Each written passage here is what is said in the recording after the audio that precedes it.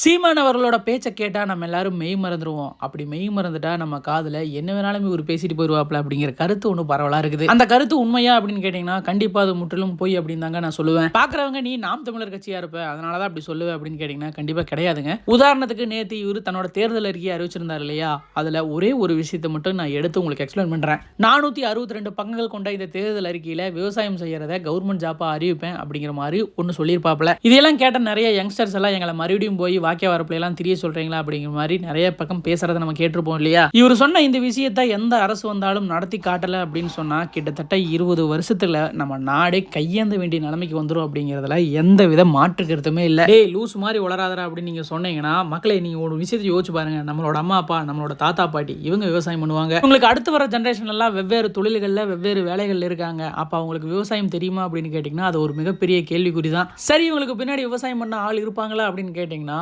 அது அதை விட மிகப்பெரிய கேள்விக்குறி. அப்போ 20 வருஷம் கழிச்சு நாட்டோட நிலைமை எப்படி இருக்கும் அப்படின்னு கேட்டீங்கன்னா நாட்டோட நிலைமை கையேந்த நிலைமையா இருக்கும். யார் கிட்டடா அப்படி கையேந்துது அப்படின்னு கேட்குறீங்களா? வெளிநாடுகள்லையும் ஐடி நிறுவனங்கள் கிட்டையும் நீங்க கையேந்த வேண்டிய நிலைமை இருக்கும். வெளிநாடுகள்ல இருந்து உணவை இறக்குமதி பண்றீங்க அப்படின்னு சொன்னா நம்மளோட அந்நிய செலாவணி இருப்புகள் எல்லாமே பார்த்தீங்கன்னா அதுக்கே முழுவதும் செலவாகுங்க. இப்போ பட்ஜெட் தாக்கல் எல்லாம் பண்ணும்போது உணவுப் பொருட்கள் வாங்குறதுக்காக தான் அதிகம் செலவிடப்படுங்க. நலத்திட்ட உதவிகள் எதுவுமே மக்களுக்கு நடக்காது. இப்போ 2 ரூபா 3 ரூபாய் கிடைக்கிற வாழைப்பழம் அப்போ 30 ரூபா 40 ரூபாய்க்கு விற்கப்படுங்க. உணவுப் பொருட்களோட விலையெல்லாம் கண்ணா பின்னான்னு அதிகமாயிரும். நீங்க எவ்வளவு சம்பாதிச்சாலும் உங்களோட சம்பாத்தியம் ஃபுல்லாமே உணவுக்கு செலவு பண்ற மாதிரி தான் இருக்கும். அப்போ உங்களோட வாழ்க்கை தரம் என்ன ஆகும் அப்படிங்கறத யோசிச்சு பாருங்க. உணவுப் பொருட்களே வெளியிருந்து வாங்குற நிலைமை வந்துருச்சுன்னா விவசாய நிலங்கள் எல்லாம் இருக்குமா? இப்பவே அது கிடையாது. அப்பெல்லாம் பாத்தீங்கன்னா பயங்கரமா பில்டிங் கன்ஸ்ட்ரக்ஷன் அது இதுன்னு ஆயிரும். அப்ப நன்மை பயக்கக்கூடிய தேனீக்கள், பறவைகள், விலங்குகள் அப்படின்னு சொல்லிட்டு எதுக்குமே தண்ணிகள் கிடைக்காது, உணவும் கிடைக்காது. அப்ப அவங்க என்ன பண்ணுவாங்க? சிட்டிக்குள்ள வர ஆரம்பிப்பாங்க. தண்ணிக்காகவும் உணவுக்காகவும் சிட்டிக்குள்ள வருங்க. அப்ப சிட்டிக்குள்ள வரும்போது தான் தெரியும் இங்கேயே தண்ணி இல்லை அப்படின்ட்டு. இங்கேயே பாத்தீங்கன்னா நிலத்தடி நீர் தான் நம்ம யூஸ் பண்ணிட்டு இருப்போம். அதோட லெவலும் ரொம்ப கம்மியாயிரும் இல்லையா? அப்ப நம்மளே 1 லிட்டர் கேன் 100 ரூபா கொடுத்து வாங்க வேண்டிய நிலைமை இருக்கும். அப்ப நம்ம விலங்குகளுக்கு கொடுப்போமா? கொடுக்க மாட்டோம் இல்லையா? அப்ப விலங்குகள் என்ன பண்ணும்? நம்மளை அடிச்சு சாப்பிட்டுரும். அதுக்கப்புறம் நம்ம விதவிதமா ட்ரெஸ் எல்லாம் போடுறோம் இல்லையா? விவசாயம் இல்லைன்னா அதோட ரேட்டு கூட அதிகமாயிருங்க. இன்னொரு முக்கியமான விஷயம், நம்ம விவசாயம் பண்ணல வெளியிருந்து தான் ஃபுட் எல்லாம் வாங்கிட்டு இருக்கிறோம். ஏதாவது நாட்டுக்குள்ள இப்ப நடக்கிற மாதிரி போர்லாம் வந்துச்சுன்னு வச்சுக்கோங்க இல்லையா, உணவுப் பொருள் அப்படியே ஸ்டாப் ஆயிரும்.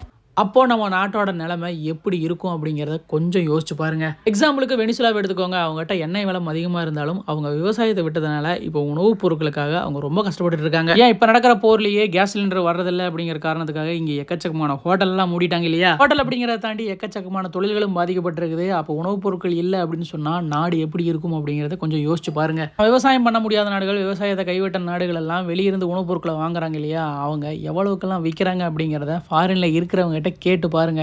மனிதனோட அத்தியாவசியம் உண்ண உணவு, உடுக்க உடை, இருக்க இருப்பிடம், இது 3மே விவசாயத்தை நம்பி தான் இருக்குது. இந்த மாதிரி பயமெல்லாம் காட்டாத எப்படியும் விவசாயம் பண்ணுவாங்க அப்படின்னு கேட்டிங்கன்னா அப்போ விவசாயம் பண்ணுவாங்க. விவசாயம் பண்ணுறது யாரு அப்படின்னா இப்போ நீங்கள் தூக்கி வச்சு கொண்டாடிட்டு இருக்கிறீங்களே ஐடி நிறுவனங்கள், அவங்க தான் விவசாயத்தை கையில் எடுப்பாங்க.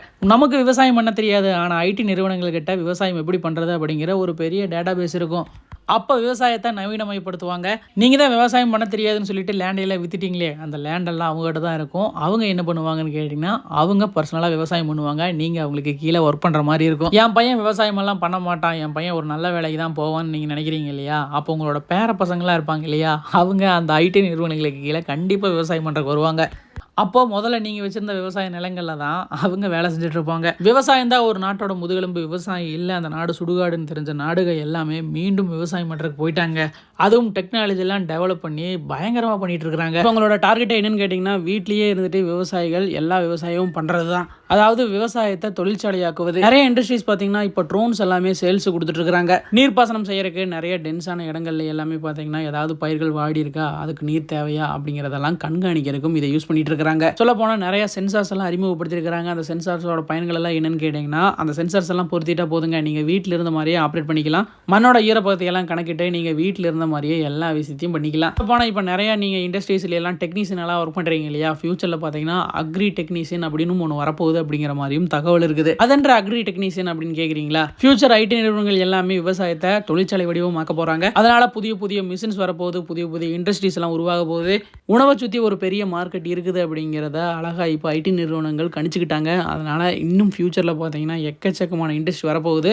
அவங்களுக்கு கீழே நம்ம விவசாயம் பண்ணுற நிலைமையும் வரப்போகுது. இவங்களோட விஷன்ஸ் எல்லாமே இன்னொரு 30 வருஷத்துக்குள்ளே ஃபுல்லாக விவசாயத்தை டேக் ஓவர் பண்ணி நாங்கள் நிர்ணயிக்கிறது தான் காய்கறியோட ரேட் அப்படிங்கிற அளவுக்கு கொண்டு வருவாங்க.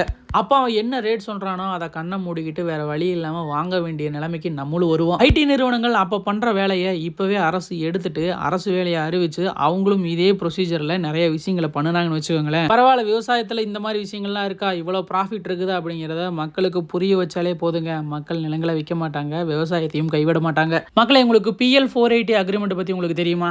PL 480 அக்ரிமெண்ட் அப்படிங்கிறது அமெரிக்கா கூட நம்ம போட்ட அக்ரிமெண்ட். 1960களில் இந்தியாவில் கடுமையான உணவு பஞ்சம். நெல் கோதுமை எல்லாம் நம்ம அமெரிக்காவிலிருந்து இறக்குமதி பண்ணிட்டு இருந்தோம். அப்போ நம்ம கிட்ட இருந்த காசெல்லாம் அதுக்கே செலவாயிட்டு இருந்துச்சுங்க. சரின்னு பார்த்தா 1962ல் இந்தியா சீனா போர், 1965ல் இந்தியா பாகிஸ்தான் போர். அந்த சமயத்தில் நாட்டோட பொருளாதாரம் பயங்கரமாக பாதிக்கப்பட்டுச்சு. அப்பதான் MS சுவாமிநாதன் தலைமையில் பசுமை புரட்சி அப்படிங்கிற ஒரு விஷயத்தை கொண்டு வந்து மறுபடியும் எல்லாத்தையுமே ரீகன்ஸ்ட்ரக்ட் பண்ண ஆரம்பிச்சாங்க. ரசாயன உரங்கள், பூச்சிக்கொல்லிகள், நீர்ப்பாசன முறைகள் போன்றவற்றை புதுமையா அறிமுகப்படுத்தி விளைச்சல் அதிகப்படுத்தினாங்க. இந்த மாதிரி பெரிய மாற்றம் வந்ததுக்கு அப்புறமா தான் கோதுமை, அரிசி இந்த மாதிரியான வகைகள் எல்லாம் இந்தியாவில் விளைவிக்கப்பட்டுச்சு. இந்தியாவில் உணவு பஞ்சமும் கம்மியாச்சு. 1960ல் பசுமை புரட்சி அப்படிங்கிற ஒரு விஷயம் வரல அப்படின்னா நம்ம இப்போவும் சோத்துக்கு சிங்கி அடிச்சிருக்க வேண்டிய நிலைமை வந்திருக்கும்.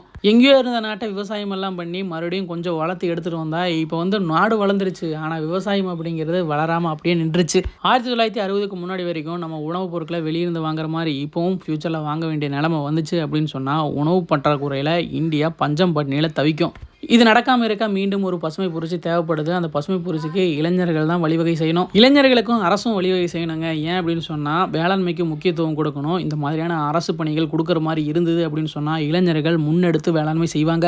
வேளாண்மையில் ஒரு மிகப்பெரிய பொருளாதாரம் இருக்கு இல்லையா, அதை வெளியே கொண்டு வர்றதுக்கு அரசு தான் நடவடிக்கை எடுக்கணுங்க. இப்போ இருக்கிற டெக்னாலஜியில் மண்ணில் கை வைக்காம கூட உங்களால் விவசாயம் செய்ய முடியும். அதுக்கு கவர்மெண்ட்டும் விவசாயத்தை நவீனமயப்படுத்தணும். அதோட முன்னெச்சரிக்கையாக தான் அரசு பணிகள் அறிவிங்க அப்படிங்கிற மாதிரி என்னோட கருத்தும் கூட. சீமான் அவர்களும் இந்த மாதிரி நவீனமயமான வேளாண்மையை தான் அவரும் நிறைய ஊக்குவிச்சுட்டு இருக்காரு. ஆனால் அந்த கருத்து யாருக்கும் பெரியா போய் சேர்றதில்லை. மக்களை, இது சீமான் சொன்னா என்ன, யார் சொன்னா என்ன, இதுதாங்க உண்மையான விஷயமே. விவசாயத்தை நவீனமயப்படுத்தி இளைஞர்களை உள்ள கொண்டு வர அரசு கட்டாய நடவடிக்கை எடுத்தே ஆகணும். இல்லையா இந்தியா இன்னும் 20 வருஷத்துல உணவுப் பொருட்களுக்காக வெளிநாடு கிட்ட கையேந்திர நிலைமை கண்டிப்பா வருங்க.